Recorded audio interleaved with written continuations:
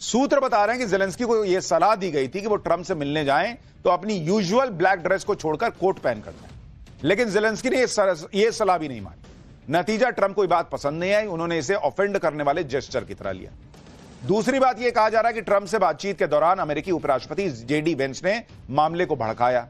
अगर यह बात सही भी है तो जेलेंस्की को तेवर दिखाने के बजाय शांत रहना चाहिए था। ट्रंप से मुलाकात से पहले ही जेलेंस्की को यह सलाह मिल गई थी कि ट्रंप से उलझना मत, कुछ बोलें तो प्रतिक्रिया मत देना, उकसाया जाए तो शांत रहना। लेकिन भाई तो समझा नहीं। अगर जेलेंस्की ने सलाह मान ली होती तो हो सकता है कि ट्रंप के साथ उनकी ऐसी डील हो जाती जिसमें उनके देश को भी फायदा होता।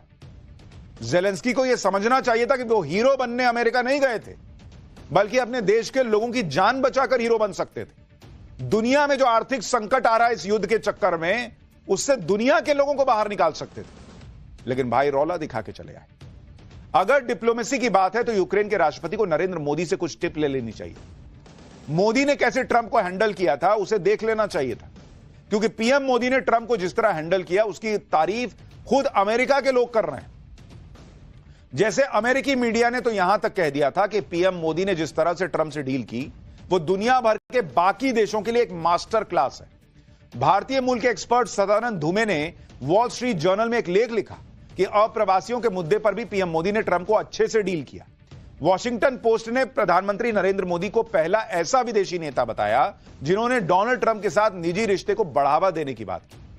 न्यूयॉर्क टाइम्स ने अपनी रिपोर्ट में मोदी की डिप्लोमेसी की तारीफ करते हुए लिखा था कि भारतीय नेता ने अपने दौर में विवादित मुद्दों को हावी नहीं होने दिया अपने दौरे में।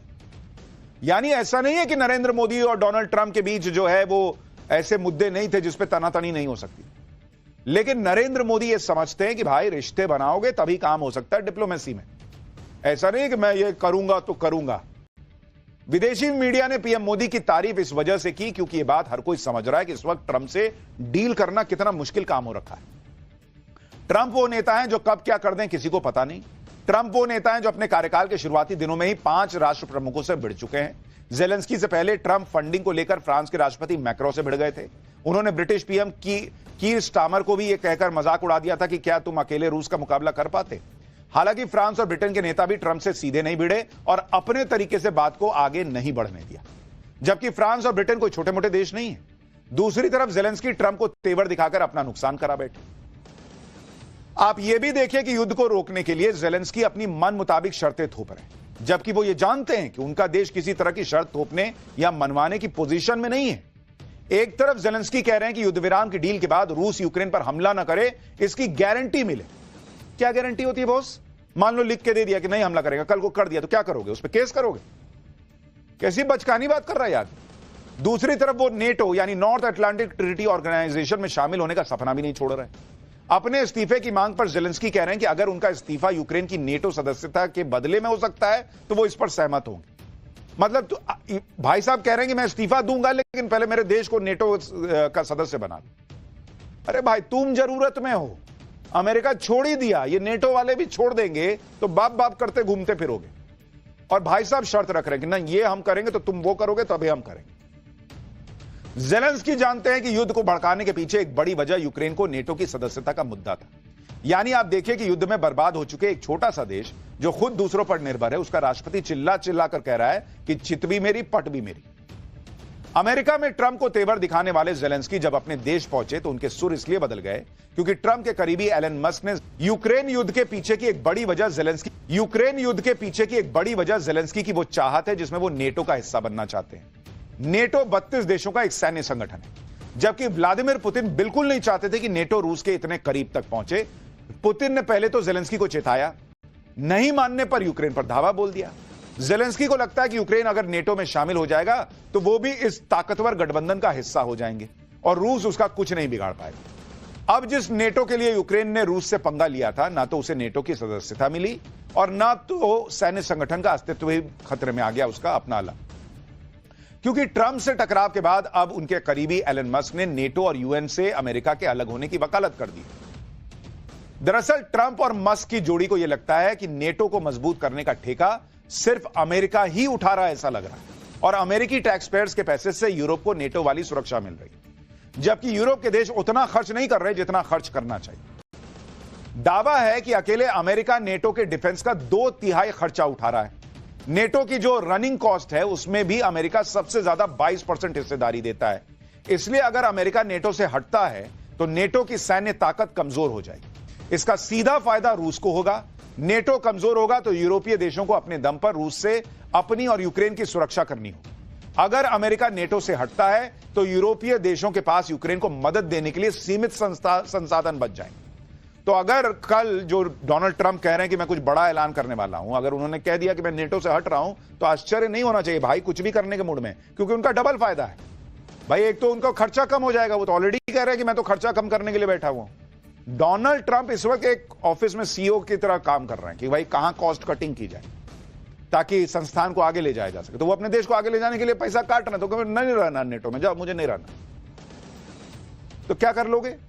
जब ट्रंप ने ज़ेलेंस्की को व्हाइट हाउस से बाहर कर दिया तो वो सीधे ब्रिटेन गए दौड़े दौड़े, जहां फ्रांस समेत यूरोप के कई देशों के नेता ज़ेलेंस्की के समर्थन में पहुंचे। लेकिन सवाल यह है कि क्या बिना अमेरिका के यूरोप रूस को अकेले रोक लेगा? इसका जवाब है ना। रूस को रोकने के लिए यूक्रेन को 1 से 2 लाख सैनिकों की तैनाती की जरूरत पड़ेगी। यूरोप ज्यादा से ज्यादा 30,000 की सैन्य मदद अभी देने की प्लानिंग कर रहा है, वो भी कुछ स्पेसिफिक लोकेशंस पर, जिसमें यूक्रेन के प्रमुख शहर, पोर्ट्स और न्यूक्लियर पावर स्टेशन शामिल हैं। यूरोप के इन सैनिकों को फ्रंट लाइन पर तैनात नहीं करेगा जहां जंग चल रही है। खुद यूरोप के देश यह मानते हैं कि अमेरिका के सपोर्ट के बिना रूस से भिड़ना मुश्किल है।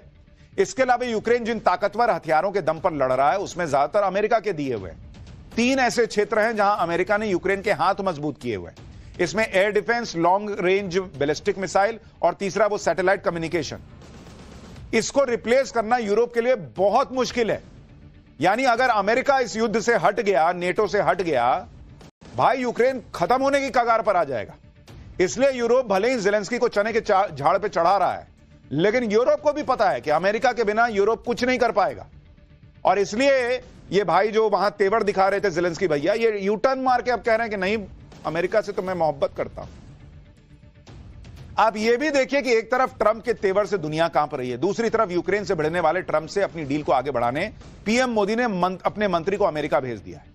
केंद्रीय वाणिज्य मंत्री पीयूष गोयल अमेरिका की यात्रा पर जा रहे हैं। पीयूष गोयल इस यात्रा पर अमेरिका से बायलैटरल ट्रेड एग्रीमेंट पर बात करें। हाल ही में जब पीएम मोदी ट्रंप से मिले थे तो दोनों देशों के बीच व्यापार को बढ़ाने पर बात हुई। इस दौरान multi sector bilateral trade agreement करने पर सहमति बन गई थी। यानी मोदी जो हैं वो आराम से, शांति से चीजों को देख रहे हैं। उनको पता है कि लास्ट में फिर बुलाओगे तो आऊंगा और जो बोलोगे उसको शांति कराने के लिए, वो तो भारत उसके लिए हमेशा तैयार है। लेकिन भारत अपनी डील जो है वो अपने हिसाब से करता है, वो भी दिख रहा है। ट्रंप से पंगा लेकर ज़ेलेंस्की ने अपने पैरों पर कुल्हाड़ी नहीं बल्कि कुल्हाड़ी पर पैर मारा है। इसी के साथ अमेरिका में ज़ेलेंस्की को मिलने वाला जनता का समर्थन भी कम हो रहा है। अमेरिका की क्विनिनपियाक यूनिवर्सिटी के ताजा सर्वे के मुताबिक 2022 में 72% अमेरिकी मानते थे कि ज़ेलेंस्की ठीक काम कर रहा है। अब 48% अमेरिकी मानते हैं कि ज़ेलेंस्की ठीक काम कर रहे हैं। 41% अमेरिकी मानते हैं कि यूक्रेन को अमेरिका बहुत ज्यादा मदद कर रहा है, जबकि 2022 में मात्र 7% अमेरिकियों को लगता था कि नहीं, अमेरिका बहुत ज्यादा मदद कर रहा है।